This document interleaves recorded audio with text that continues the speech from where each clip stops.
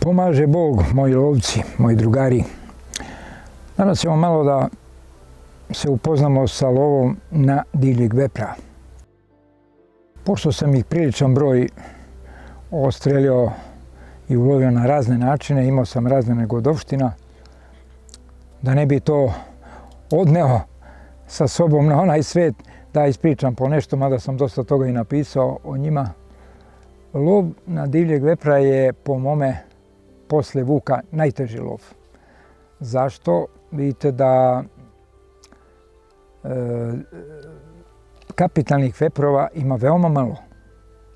A ono što se ulovi se uglavnom mlađa grla, mlađi veprovi, pa on i ne doživi tu starost da bi bio kapitalni vepar. Međutim, taj koji doživi te njegove 5, 6, 7, 8 godina i više, on je izuzetno iskusan vepar i zato ga je teško naći, to jest teško ga je dočekati. Znači, da bi se lovio divlji vepar, treba se dobro pripremiti. Treba ispeći dobro taj lovački zanat na divlje svinje na prvom mjestu, pa potom loviti vepra. Zašto kažem to?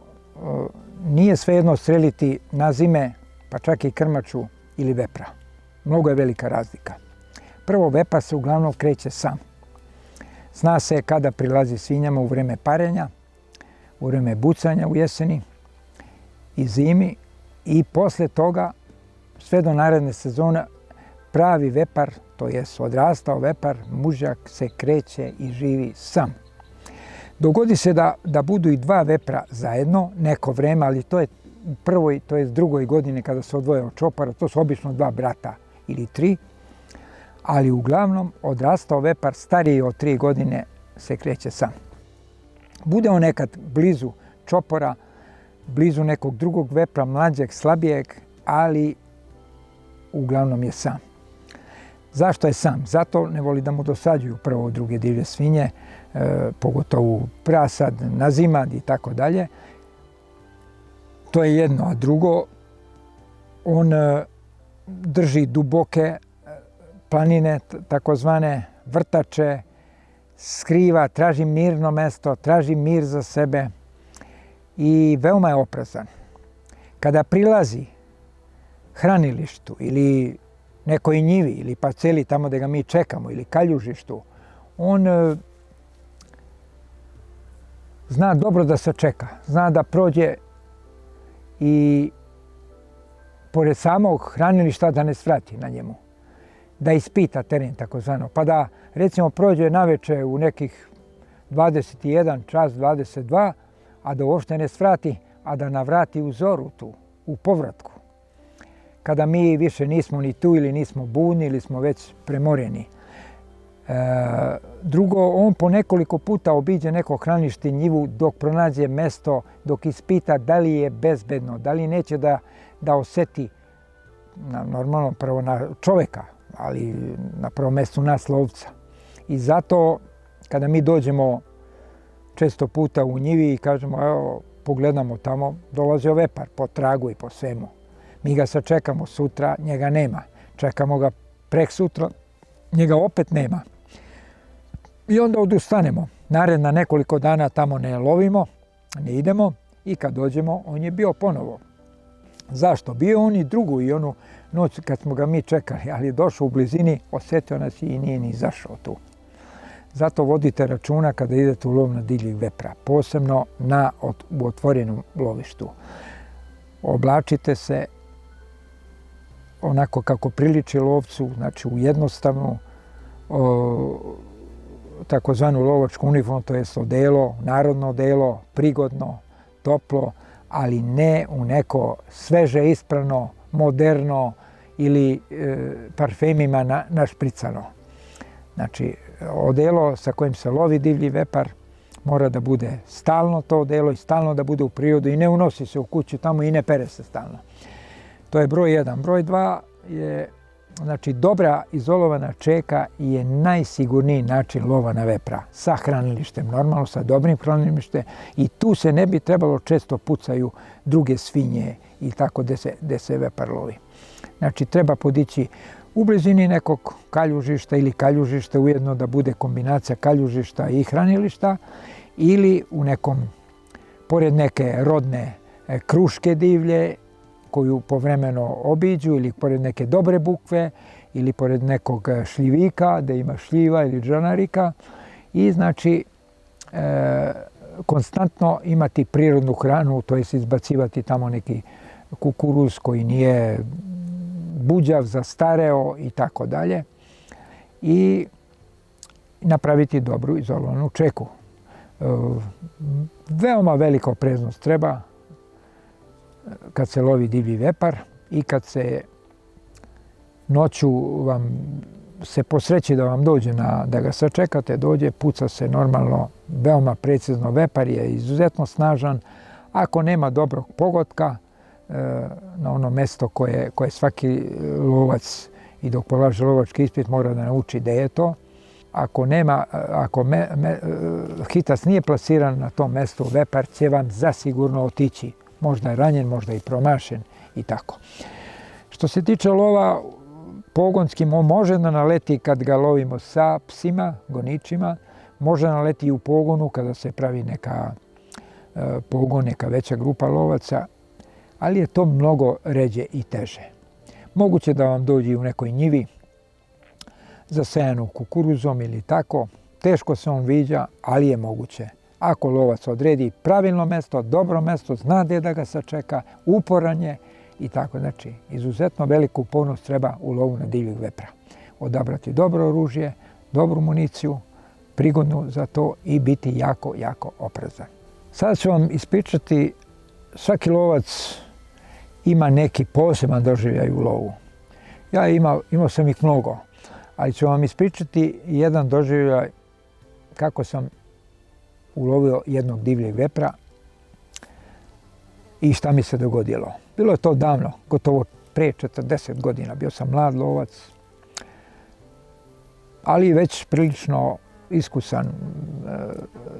I govorim, kada je u pitanju iskustvo, mislim da lovac ne može samo da ide na to da li je iskusan i neiskusan. Lovac se po meni rađa. Kao što se za svaku neku delatnost i za sport rodi neko, kao što se Đoković rodio za tenis. Lično mislim da me je Bog nadario pa sam se i rodio kao lovac. Ali eto, kažem, u tim mojim prvim godinama lovovanja odvojio sam se od moje grupe lovaca i otišao malo dalje prateći neke tragove i naišao sam u jednoj vrtači na obrancima Južnog Kučaja, također na Južnom Kučaju, na jednu divlju jesenju krušku koja je još bacala plodove, a i plodova je bilo dole koji su davno pali pa su se onda gnjili. To se kaže gnjiljenje plodova, znači oni su postali malo sočniji tek kad su se ovako, kad je prošlo neko vrijeme dok su ležali dole. Bio je sneg, tek ponegdje tu i tamo prošaran. To je bila kasna jesen. Snega još nije bilo, ali je neki pre toga pao malo snega, pa negdje se zadržao. I ja, kad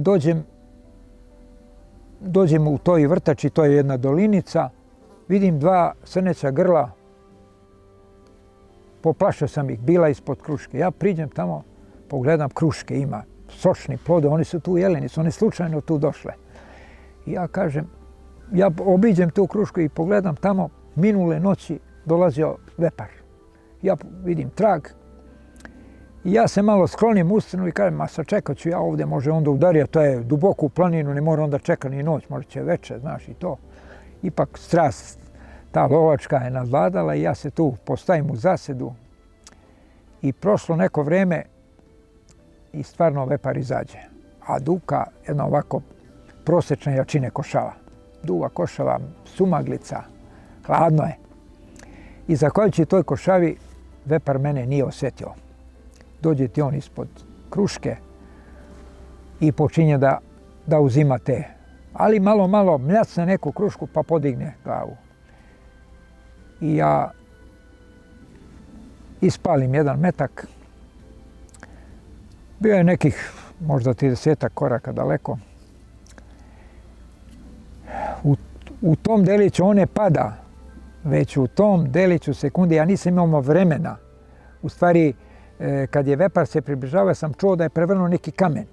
Ja sam znao da je vepar, ne može srna da prevrne kamen. Ja sam odmah gdje sam se zatekao tu i kleknuo, tu sam se kao šćućurio dole pri zemlji, da budem što manje uočljiv i da budem sigurniji ovako. Kad je vepar izašao, ja sam ga s tog mjesta i pucao. I on je kidnuo u pravcu mene. Ja sam normalno odskočio malo u stranu, ispalio i taj drugi metak i on je protutnuo pored mene. Imao sam osjećaj kao ono brzi voz kad neće da se zaustavi u stanici. Međutim, tamo je bilo neko kamenjara, počeo da klopara to kamenje i umiri se sve. Ja prelomim, imao sam još 2 patrona u džepu, napunim pušku, imao sam i baterijsku lampu, normalno nosim šibicu, neku svećicu u rancu i nosim neki jabuku, neke orake sam imao, ne sjećam se dobro još šta je sve bilo, ponosio sam čini mi se i parče proje i tamo i vepar leži. Moja radost, ali daleko sam si, šta da radiš, a veče pada. I ja donesem odluku da prenoćim u planini. I tu nađem jedna stena kao nastrešnica neka, ja ispod nje skupim suvarke, skupim neke sučke, drveće, planinac sam, rođen u planini, pa nije mi bilo teško da to sve pripremim i založim ti ja vatru. Inače ne pušim, ali sam šibicu uvijek nosio sa sobom.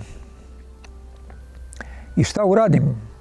Gladan sam, veče pada, ja polako zaderem tog veprića koji je bio onako jedno 120 kg otprilike, nisam mogao da ga pomerim s mjesta. Zaderem i odsečem jedno parče mesa i tu ja to spremim kao Indijanci. Nekada sam gledao te filmove kako oni to spreme tamo. Ili moji stari su tako radili, pričali mi bar. I ja ti to malo opečem tu i nekako nije to baš bilo nešto ni ukusno ni ovako, ali sam malo utolio glad i tu sam ti ja ispod te scene ostao i legao i prenoćio noć, tu me i sneg zatekao ujutru, roj, pahuljica se sručao na mene. Onda sam tek odrao tog vepra i strpao u ranac jednu plećku. U stvari bila je butina i plećka. I Boga mi je to bio teret, ostalo je tu, pa sam kasnije sa drugarima došao da to pokupim, odnao sam to. I eto tako, ostao mi je u živom seću, iako to bilo prije 40 godina i ostao mi je taj događaj u jednom sjećanju koji mislim da je retko ko tako nešto doživio i učinio. Niti bi se neko usudio da na taj način sada lovi. A i ja ne bi u ovim godinama to mogao da sačekam noć i da prenoćim u planinama. Hvala vam na pažnji. S Bogom i dobar pogled.